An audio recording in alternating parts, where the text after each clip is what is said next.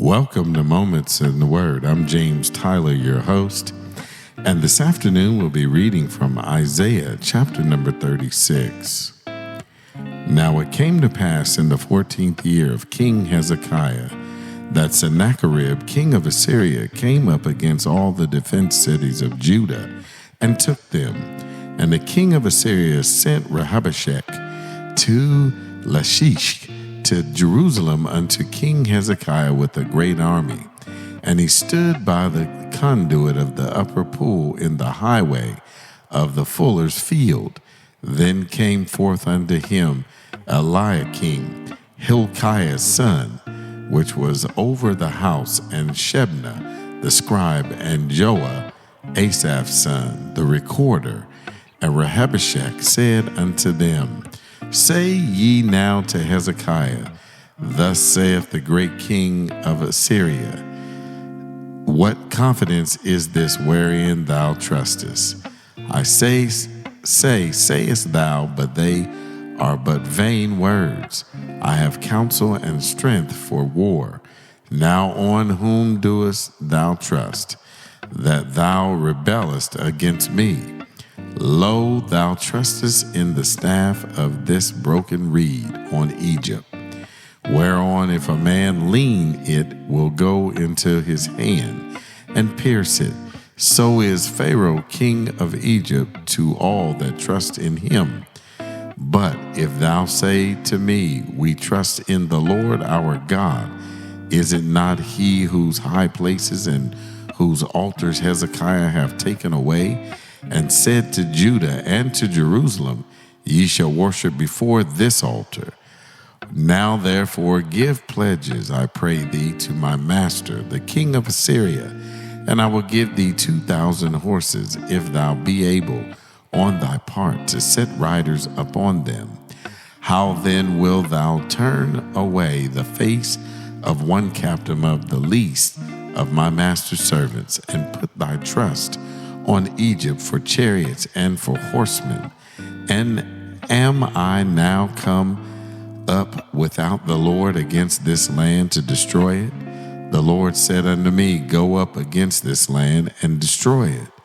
Then said Eliakim and Shebna and Joah unto Rabshakeh, Speak, I pray thee, unto thy servant in the Assyrian language, for we understand it, and speak not to us in Jews' language, in the ears of the people that are on the wall. But Rabshakeh said, Have my master sent me to thy master, and to thee to speak these words? Have he not sent me to the men that sit upon the wall, that they may eat their own dung and drink their own piss with you? Then Rabshakeh stood and cried with a loud voice in the Jews' language, and said, Hear ye the words of the great king, the king of Assyria. Thus saith the king, Let not Hezekiah deceive you, for he shall not be able to deliver you. Neither let Hezekiah make you trust in the Lord, saying, The Lord will surely deliver us. This city shall not be delivered into the hand of the king of Assyria.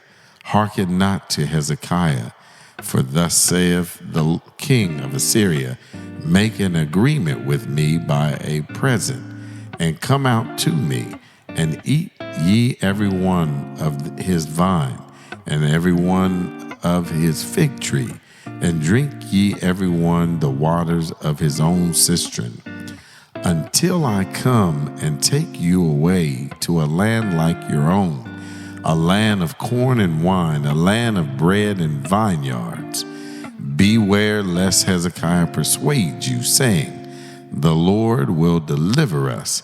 Have any of the gods of the nations delivered his land out of the hand of the king of Assyria? Where are the gods of Hamath and Arphad? Where are the gods of Seraphim? And have they delivered Samaria out of my hand? Who are they among all the gods of these lands that have delivered their land out of my hand? that the Lord should deliver Jerusalem out of my hand. But they held their peace and answered him not a word, for the king's commandment was, saying, Answer him not.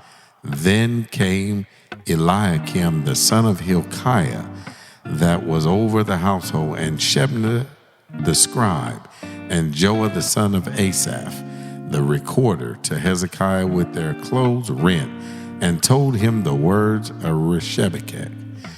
As we turn and we look at the context of this text here, we see, yes, it is a powerful chapter that recounts the story of the Assyrian invasion of Judah, particularly how Hezekiah and his people faced intense pressure and intimidation from the Assyrian army.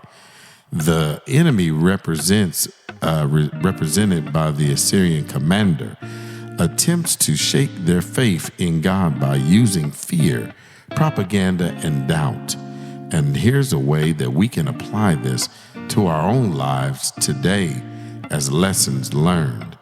Just as Hezekiah trusted in God rather than succumbing to fear or making compromises, we can remind ourselves to lean on our faith when we face challenges or feeling overwhelmed by external pressures. Also, the Assyrian commander tried to manipulate Hezekiah's people with lies and half-truths. This encourages us to remain grounded in truth, especially when we're bombarded with conflicting voices or misinformation in our daily lives. Even when situations seem hopeless or insurmountable, the story inspires us to remain steadfast, knowing that our faith and resilience can lead to breakthroughs.